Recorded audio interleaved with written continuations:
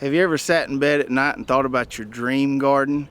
If you could envision or imagine any kind of vegetable garden design, what would that look like? Well, I'm working on building my dream garden right now, and today I want to tell you all about it. So this dream garden of mine is something that we've actually already implemented a couple times in other locations. We did this several years ago in Dad's garden behind the shop there, and he's really liked it so far. And we also did this design at the Hall Sustainable Living Center, where our demonstration garden is for the Sunbelt Expo. So in this area behind me here, there was about 12 rows of planted pines that had gotten about 12 to 13 foot tall. And the truth is, I can't eat pine cones. So I wanted to take this area and make it into a productive vegetable garden space. So the first thing we had to do was push up all those pine trees. So we pushed all those up and we got those piled up, and you can see that burn pile way behind me there. We're still waiting for that to dry out a little bit so we can burn that off. But we were able to still kind of work with the area and get it nice and cleaned up. So once we had the trees up, then we came in here with a tractor and we took a chisel plow and we took a harrow and we got it nice and leveled out and smoothed out. Got that ground cultivated, try to get that grass chopped up a little bit so we can get this soil more workable and ready to plant for spring. And now to the actual layout. So this area behind me that I have marked off is 125 foot wide by 70 foot long. And so the first thing we wanted to do is kind of square off this rectangle here to make sure all of our sides were even. And the way we did that is we figured out what that hypotenuse there, or that diagonal, was, and we ran us a string exactly that length, and that allowed us to make sure we've got right angles on all four sides and it's nice and squared off. So once we had this area laid off and square, then it was time to divide it into subplots. And we use subplots for several different reasons. The main ones being crop rotation and manageability. So if you were to farm or garden this entire area in long rows, whether they be this way or this way, it's going to make it really hard to rotate your crops, because really all you can do is flip them from here to here. So you're kind of restricted as far as your crop rotation. Also, as far as the manageability of the area, it's going to make it kind of daunting to get out here and cultivate these really long rows.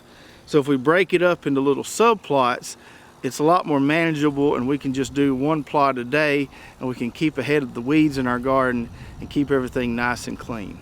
So we took this area and we divided it up into 6 subplots that are all the same size. And each subplot is 30 by 35, which is almost square. And I like square plots because we grow a lot of corn, and square plots seem to give the best corn pollination, and it also just makes it easier for me to calculate what I need to plant and where I'm going to plant it. So these subplots are going to allow us to plant individual families of vegetables in each of these plots and move and rotate those around over the years.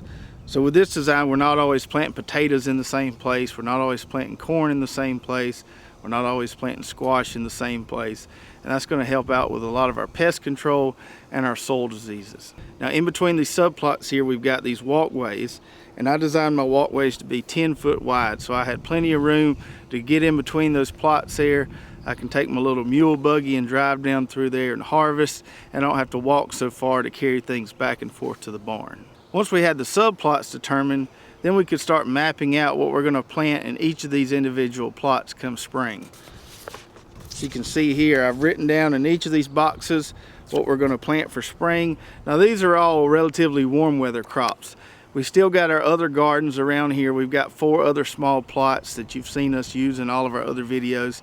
And we've got a lot of cool weather stuff growing in those, and we'll still use those a lot, but this right here is going to give us a little more flexibility by adding 6 more plots. So in one plot I'm going to put all potatoes, in another plot I'm going to put summer squash and cucumbers because those are related. Another plot I'm going to put peppers and eggplant, tomatoes in one, sweet corn in one, and then winter squash in another. So I try to plant things that are all in the same family in the same plot for better rotation. Now it's getting real close to potato planting time around here, and I've already started getting one of these subplots, this one right behind me here, ready to plant potatoes in the next week or so. Now the chisel plow and the harrow did a pretty good job of chopping everything up, but the dirt's still a little chunky, and potatoes like that soft, really kind of good draining soil to grow well. So we had to come in here with a tiller, and we tilled it up one time, And we're probably gonna have to till it one more time before we plant potatoes, but it's getting close, and it's gonna be some good dirt for growing potatoes and all these other warm weather crops. So I hope you join us along this journey as we build and finish out this dream garden behind me here.